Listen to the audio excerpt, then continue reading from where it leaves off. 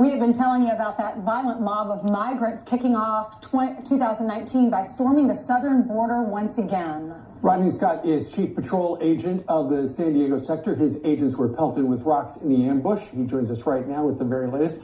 Chief, tell us a little bit about it, because it looks like it got started with some rock throwing, and then we heard stories about people being arrested. People were trying to burrow under the fence. Next thing you know, your guys and gals are firing pepper spray and tear gas. Yeah, good morning. Thank you for having me on again. We did the first day of the year, we ended up having another violent encounter with the caravan. Again, they showed their propensity for violence here in San Diego. Our assaults are up about 300% since this caravan showed up. But basically, giving a little storyline, on the 31st, late in the evening, we got a heads up from some contacts in Mexico that about 350 migrants left one of the shelters. And they were basically overheard saying they're going to try to make a forced entry into the United States.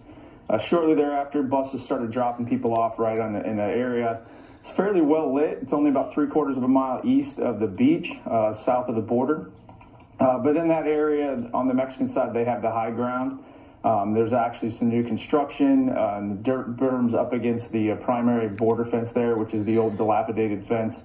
That's only about 3-4 feet high off the ground on the Mexican side, so it's pretty easy to cross right there. The first time the agents got rocked, basically they backed off a little bit. We did not engage. But as the night went on into January 1st, the group grew. It got a little bit more rowdy, if you will. A few people did try to cross the border. And when that happened and agents approached the fence a little bit closer, those still in Mexico just hit them with a barrage of rocks. After that assault, we did engage with the less lethal munitions, the chemical munitions, to control the situation. You're in a no-win situation, though, because they put the kids in front in a lot of these cases, right? So you have to watch for that. And obviously you don't want to hurt everyone, but they were coming at you.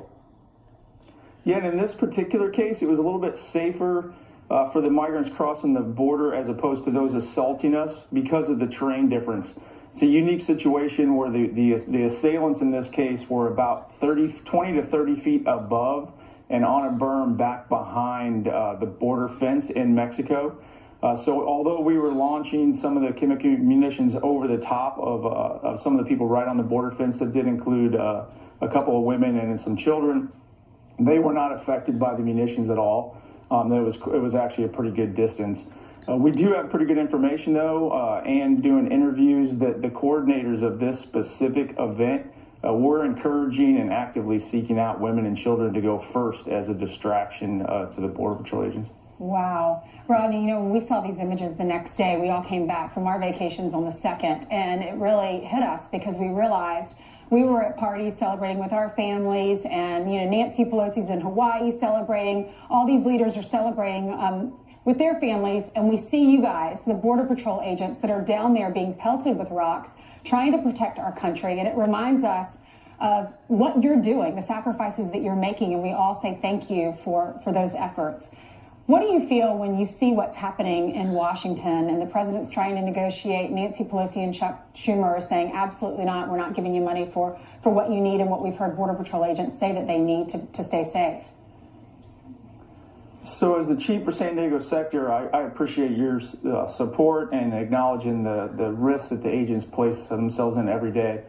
We're continuing to do our job every day. Every agent out there is staying vigilant, doing his job through the holidays, through the furlough, just like every other day of the year.